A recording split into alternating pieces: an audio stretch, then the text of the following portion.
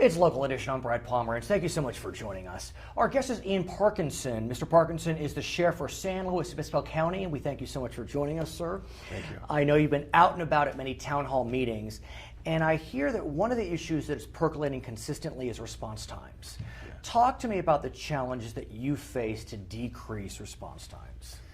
Well, the first challenge, of course, are financial challenges. As the budgets shrink and as the state takeaways, we have to reduce our staff. So that's happened over the last 3 years. 2 years, we lost 25 positions. This year, we're staying hopefully status quo as long as the state doesn't have a takeaway. So we have to staff a county 3,400 square miles with 7 beats, which is difficult. The challenge, though, is even though you're losing staff, it seems as if response times are really soaring. I mean, I think they've gone up, they've really doubled over the last 2 years from 10 minutes in 2009 to now 20 minutes, at least to South County. So why are we seeing that? I mean, are the budget cuts that severe? They are. They are severe, and the calls for they're really affected by calls for service too. So it's not just the response time itself; it's calls for service. So in other words, they're on a call already. They get dispatched to another call that delays them. So the fewer the people out there, the slower they are responding to calls. Now I know you're looking towards solutions that are something other than budgetary, so you don't have to spend more money. Talk to us about some of those solutions.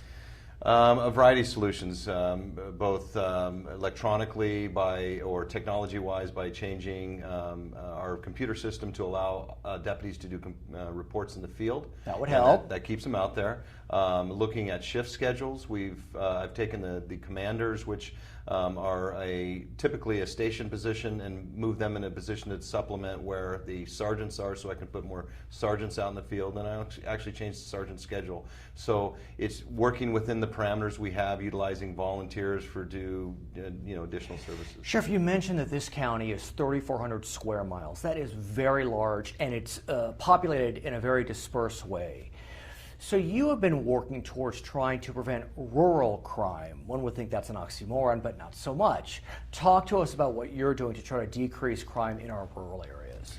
Well, kind of a variety of ways. We had over 400 reported rural crimes last year. And is that a unique type of crime or just crime in a rural area? No, it's fairly unique. Theft of agricultural equipment, farming equipment, cattle, things such as that. Because of the remoteness of the county, it makes it very susceptible to that kind of crime. So really the way we really address it, we have 3 rural deputies that are assigned specifically to rural crime, 1 in each beat area or 1 station area. And they make relations with the farmers. They know who belongs, who doesn't belong. Yeah, let me ask you about that, because so much when you look at effective policing deals with personal relationships. And especially in a county like this, where you can develop those relationships because its size is relatively small population-wise, are they able to develop those relationships with the local farmers or the local business people?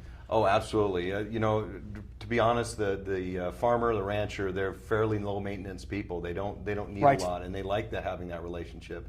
Part of it is also for us to expose the deputies to that type of crime, so they truly understand what the farmer is going through when they lose an item of pipe or tractor. I also understand one of the challenges you're facing throughout the county is continued drug use. Heroin seems to be making a comeback. Are you seeing that? Are those reports accurate? Yes, they are. Heroin has been spiking. We've had several overdoses on heroin recently. It has to do with a variety of factors, but a lot of these drugs are fairly cyclical. So we're hoping that you can get a handle on that. Sheriff, I want to thank you so much for joining us on Local Edition. Please come back and please keep us safe. I know you are. Thank you. His name is Ian Parkinson. He is the sheriff for San Luis Obispo County. My name is Brad Pomerantz. Thank you for joining us. Back to HLN.